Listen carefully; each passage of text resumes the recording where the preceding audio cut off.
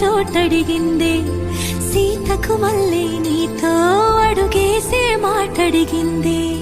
నీకు నువ్వే గుండెలోనే అన్నదంతా విన్నాలే.